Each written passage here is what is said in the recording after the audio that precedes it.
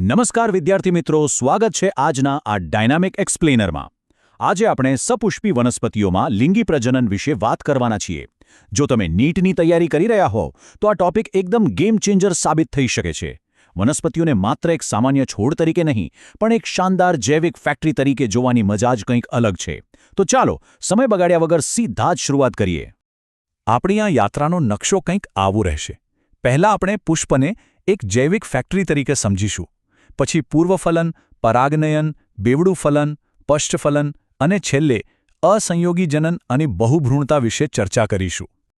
તો ચાલો સૌથી પહેલા વિભાગથી શરૂઆત કરીએ। પુષ્પ એટલે કે એક જૈવિક ફેક્ટરી।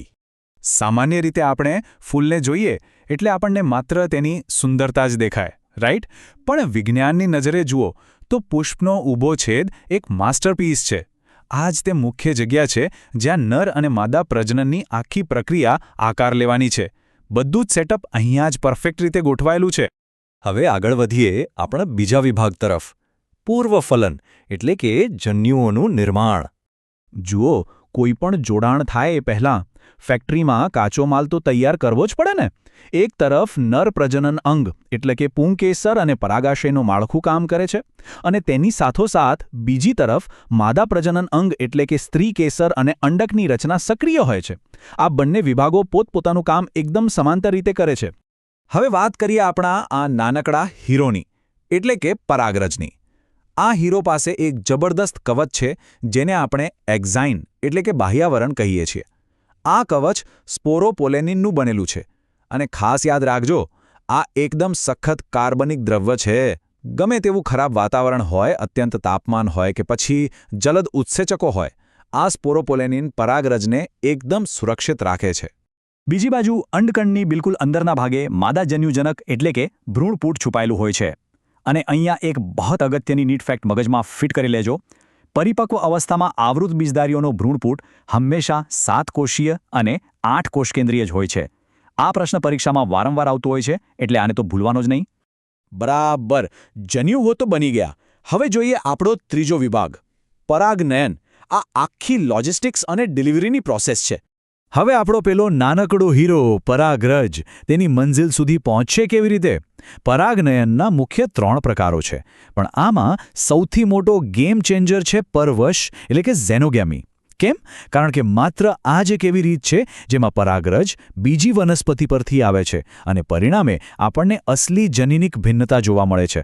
બાકીનામાં તો ઘરની વાત ઘરમાં જ રહી જાય છે। પણ જરા વિચારો, જો કોઈ વનસ્પતિ એવું ઈચ્છતી હોય કે તેને ઇનબ્રીડિંગ એટલે કે સ્વપરાગનયનથી થતા અંતઃસંવર્ધનથી બચવું છે, તો તે શું કરશે? આના માટે તે કેટલીક ખાસ પ્રયુક્તિઓ વાપરે છે, જેને આપણે આઉટબ્રીડિંગ ડિવાઇસીસ કહીએ છીએ।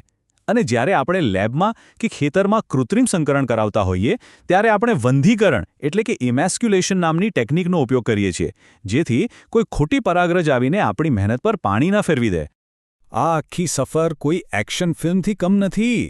પરાગાસન પર જેવા જ તેઓ મળે કે તરત જ એક રાસાયણિક સંવાદ શરૂ થાય છે। સ્વીકૃતિ મળ્યા પછી પરાગનલિકાનો વિકાસ થાય છે, અને છેલ્લે તંતુમય પ્રસાધન એટલે કે ફિલિફોર્મ એપરેટસના માર્ગદર્શન હેઠળ તે અંડક છિદ્ર દ્વારા અંદર પ્રવેશે છે। આ એકદમ પરફેક્ટ ટાઈમિંગવાળી સચોટ પ્રક્રિયા છે। હવે આપણે પહોંચી ગયા છીએ સૌથી રોમાંચક ભાગ પર, વિભાગ 4, બેવડું ફલન એટલે કે અંતિમ જોડાણ। આ કન્સેપ્ટ થોડો ધ્યાનથી સમજવા જેવો છે, કારણ કે આ એક એકદમ યુનિક ઘટના છે જે ફક્ત આવૃત બીજધારી વનસ્પતિઓમાં જ જોવા મળે છે। 2 શબ્દો ખાસ નોંધી લેજો। પહેલો છે સંયુગ્મન એટલે કે સિનગેમી, જેનાથી ફલિતાંડ બને છે અને તેમાંથી આગળ જતા ભ્રૂણ બનશે।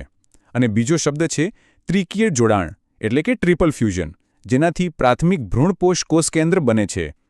આ ભ્રૂણપોષનું મુખ્ય કામ પહેલા વિકાસ પામતા ભ્રૂણને જમાડવાનું એટલે કે સતત પોષણ આપવાનું છે। હવે જો આ બેવડા ફલનની પ્રોસેસને બરાબર સમજીએ તો ખ્યાલ આવશે કે કેવી રીતે ભ્રૂણપૂટની અંદર આ બંને ફલનની ઘટનાઓ બિલકુલ એક સાથે બની રહી છે। નરજન્યુઓ અંદર પ્રવેશીને કેવી રીતે 2 અલગ અલગ જગ્યાએ જોડાય છે તે ખરેખર કુદરતનો એક કમાલનો જાદુ છે। ફલન થઈ ગયું, હવે આગળ શું? તો ચાલો જોઈએ વિભાગ 5, પશ્વફલન। હવે સમય છે ફાઇનલ પ્રોડક્ટના પેકેજિંગનો। ફેક્ટરીમાં માલ તૈયાર થાય એટલે તેનું પેકેજિંગ તો કરવું જ પડે ને। અહીંયા પણ બરાબર એવું થાય છે। આ તબક્કામાં અંડક ધીમે ધીમે એક મજબૂત બીજમાં ફેરવાઈ જાય છે જે ભવિષ્યના ભ્રૂણને સાચવે છે અને તેની આસપાસ જે બીજાશય હતું તે ફૂલીને એક સરસ મજાનું ફળ બની જાય છે જે આખા બીજ માટે એક શાનદાર રક્ષણાત્મક કવચનું કામ કરે છે. હવે બીજની સુષુપ્તાવસ્થા એટલે કે ડોર્મન્સીની તાકાત કેટલી હોઈ શકે તેનો જરા અંદાજ લગાવો.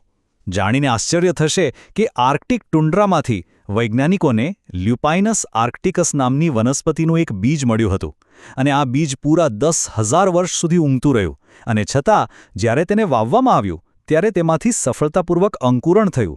વિચારો, 10,000 વર્ષ છે ને એકદમ માઇન્ડ બ્લોઈંગ. અને હવે આપણે પહોંચી ગયા છીએ આપણા આખરી વિભાગ પર, અસંયોગી જનન અને બહુભ્રૂણતા એટલે કે ધ ક્લોન પ્રોટોકોલ. કુદરતમાં હંમેશા એવા કેટલાક રૂલ બ્રેકર્સ એટલે કે નિયમ તોડનારાઓ હોય છે જે આ આખી ફલનની પ્રક્રિયાને જ સંપૂર્ણપણે બાયપાસ કરી દે છે, જેને આપણે અસંયોગી જનન કહીએ છીએ. હવે જરા વિચારો, જો ખેડૂતો દર વર્ષે મોંઘા સંકર બીજ ખરીદવાના બદલે આ ટેકનિકથી ફલન વગર જ બીજના હુબહુ ક્લોન બનાવી શકે તો કૃષિ ક્ષેત્રે કેવી જબરદસ્ત ક્રાંતિ આવી શકે. તેમના જનીનિક લક્ષણો ક્યારેય નાબૂદ થશે જ નહીં. આ ખરેખર ભવિષ્યની ખેતીનો નકશો બદલી શકે એવો શક્તિશાળી વિચાર છે. તો મિત્રો, આશા છે કે આજના આ એક્સપ્લેનરથી સપુષ્પી વનસ્પતિઓના પ્રજનનની આખી ફેક્ટરી બરાબર સમજાઈ ગઈ હશે. ભણતા રહો અને નવી વસ્તુઓ શોધતા રહો. ફરી મળીશું